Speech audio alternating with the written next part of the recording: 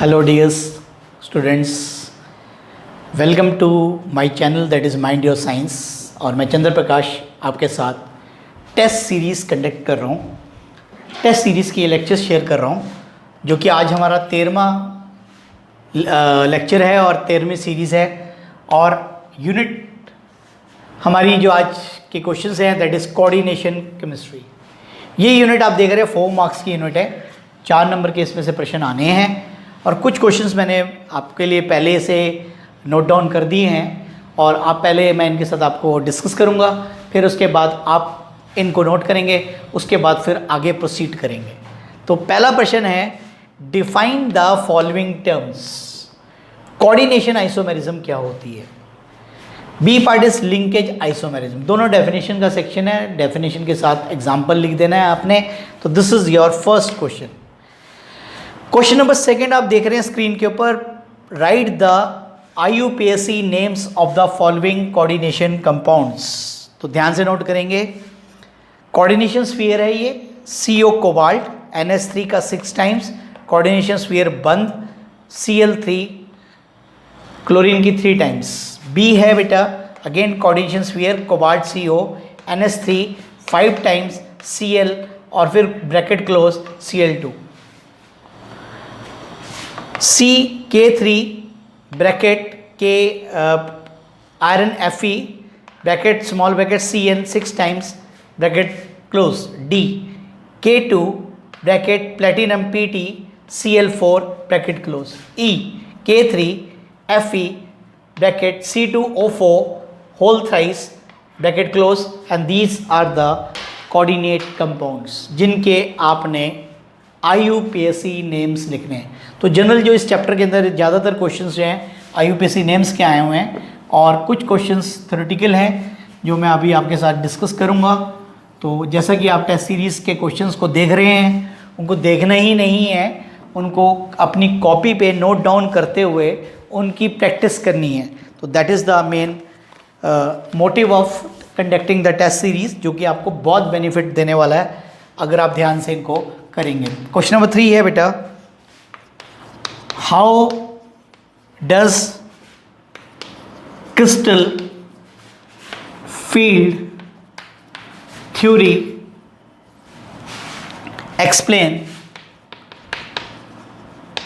explains the color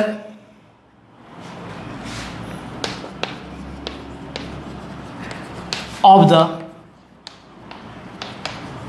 complexes. Colour of the complexes कैसे ये explain करता है। तो ये था हमारा तीसरा प्रश्न जो आप लोगों ने देखा। अब मैं आपके साथ चौथा क्वेश्चंस करने लग रहा हूँ। चौथा क्वेश्चन है हमारे पास,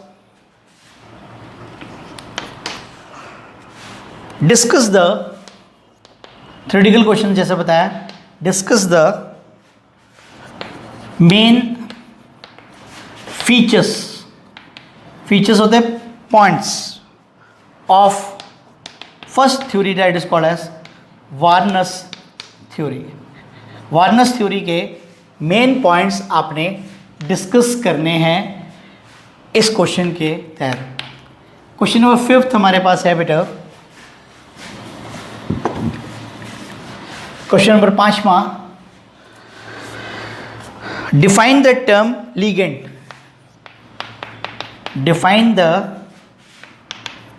टर्म लिगेंड्स क्या होते हैं, ligand, and give one example, एक उदाहरण देना है of unidentate and tetradentate ligand. Uni का मतलब होता है सिंगल और टेट्रा का मतलब होता है बेटा 4। तो ये था हमारा 5वां प्रश्न। छठा प्रश्न है बेटा, write down only two difference between the double salt and coordination compounds। इसके अंदर दो डिफरेंस के पॉइंट आपने डिस्कस करने हैं। इसके बाद अगला प्रश्न है क्वेश्चन नंबर 7।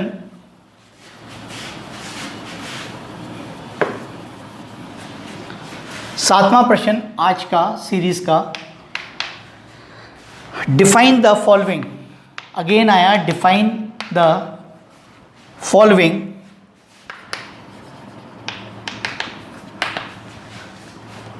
क्या है? चीलेट की डेफिनेशन लिखनी है बेटा। और दूसरा हमारे पास है कोऑर्डिनेशन स्फीयर। कोऑर्डिनेशन स्फीयर क्या होती है? What is coordination sphere? अगला question, question number 8, explain coordination isomerism. अभी कोऑर्डिनेशन आइसोमेरिज्म एक्सप्लेन करनी है with the help of an example. With the help of an example, उदाहरण सहित आपने कोऑर्डिनेशन आइसोमेरिज्म के बारे में समझाना है। नेक्स्ट क्वेश्चन देखिए आप, क्वेश्चन नंबर 9 है बेटा हमारे पास। Explain why. ये वेरी सारे इंपॉर्टेंट क्वेश्चंस हैं, मोस्ट एक्सपेक्टेड क्वेश्चंस हैं। Fe वाटर 6 टाइम्स और उसके ऊपर चार्ज है +3 इज स्ट्रांगली पैरामैग्नेटिक।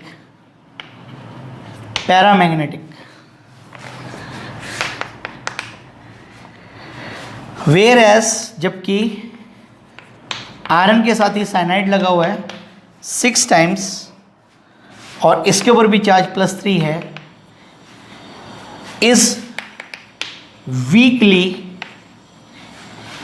पैरामैग्नेटिक। तो ये था हमारा क्वेश्चन नंबर 9। 10वां प्रश्न है हमारे पास, explain ionization isomerism with the help of an example। Example के साथ इसको समझाएं। तो ये था हमारा 10वां प्रश्न जो आपके सामने है, और थोड़े से आराम से मैं आपको बता रहा हूँ, आप नोट कर पा रहे होंगे। तो इन नोट करने के बाद, इनको अपने कॉपी पे करने के बाद इनको याद भी करने हैं, लर्न करने हैं। अब हम बात करेंगे अगले प्रश्न की, 11वें प्रश्न की। एक्सप्लेन वाई निकल Cl 4 टाइम्स, क्लोरीन है बेटा -2 चार्ज, इस पैरामैग्नेटिक। ये पैरामैग्नेटिक है, पैरामैग्नेटिक। वेयर एज निकल कार्बोनिल NiCO का 4 times, bracket close, is diamagnetic.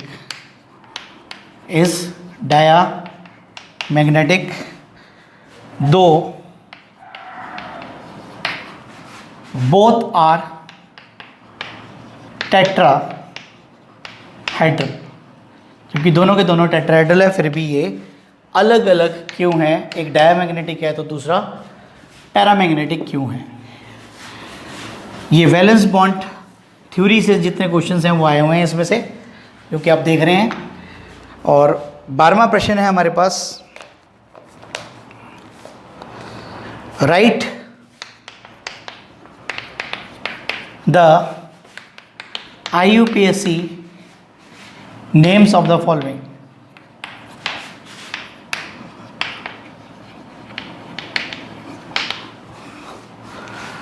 First is platinum, bracket के अंदर, ammonia, 2 times beta, then Cl, then NO2 bracket close, and B is mercury Hg, coordination sphere, cobalt SCN का 4 times।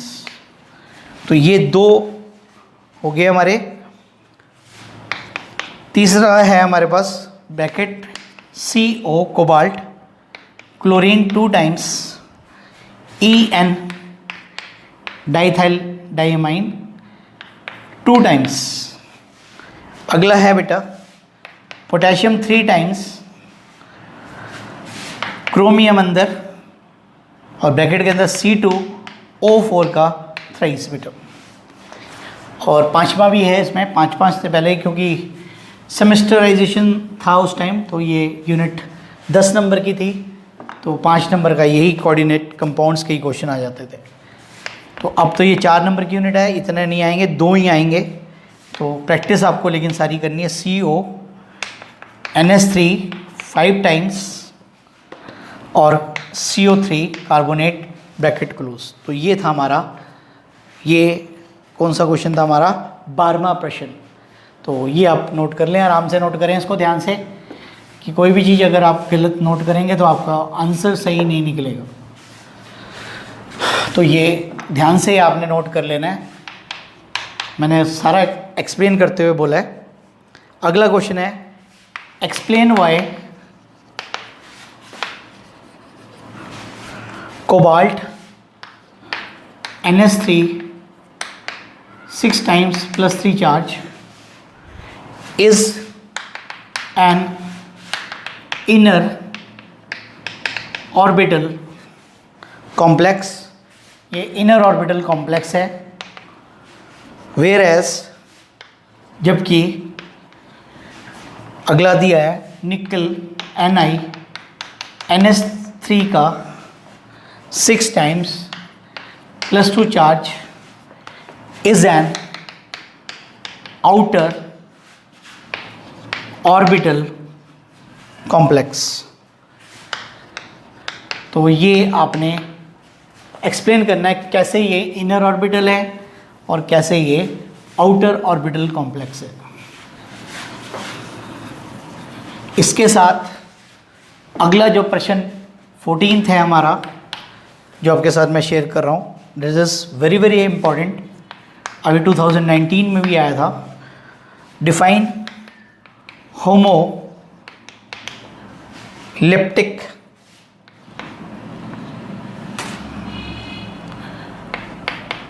And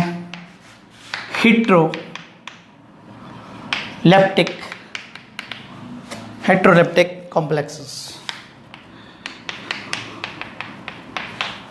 और इसके साथ 15वां प्रश्न है हमारा, that is what explain the splitting of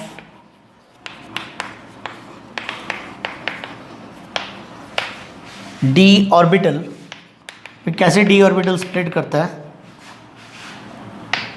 in an octahedral crystal field,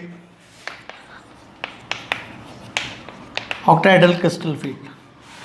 और आज का लास्ट क्वेश्चन है बेटा, explain the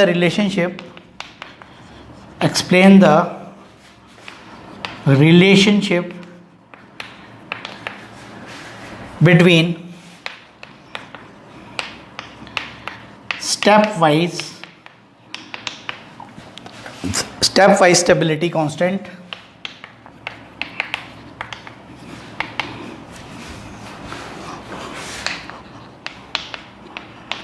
and overall stability constant।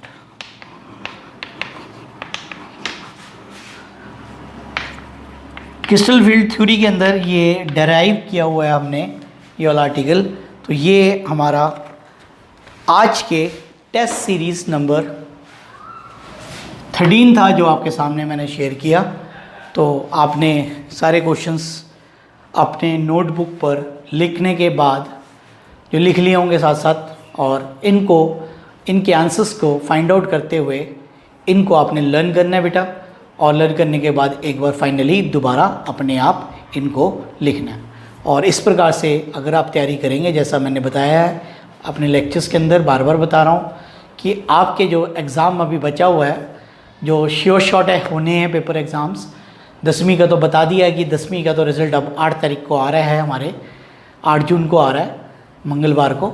और साइंस जो बच्चे स्ट्रीम लेना चाहेंगे उनको साइंस का विषय का पेपर देना पड़ेगा, अदरवाइज़ रिज़ल्ट उन्होंने एग्रीडेट करके 10वीं का तो रिज़ल्ट निकाल दिया है, लेकिन +2 के जो पेपर्स अभी रह रहे हैं, केमिस्ट्री का रह रहा है, बायो का रह रहा है, और आर्ट्स के सब्जेक्ट्स के काफ़ी पेपर रह रहे हैं, पॉलिटिकल साइंस, हिस्ट्री, तो उनके पेपर ज़रूर होंगे। तो इसीलिए मैं अपनी तरफ से केमिस्ट्री की टेस्ट सीरीज़ आपके साथ शेयर कर रहा हूँ, जिससे कि आप इस जून के महीने में अपना टाइम वेस्ट ना करते हुए अपनी तैयारी रखें और पेपर होने पर अच्छे नंबरों से पास हो जाएं।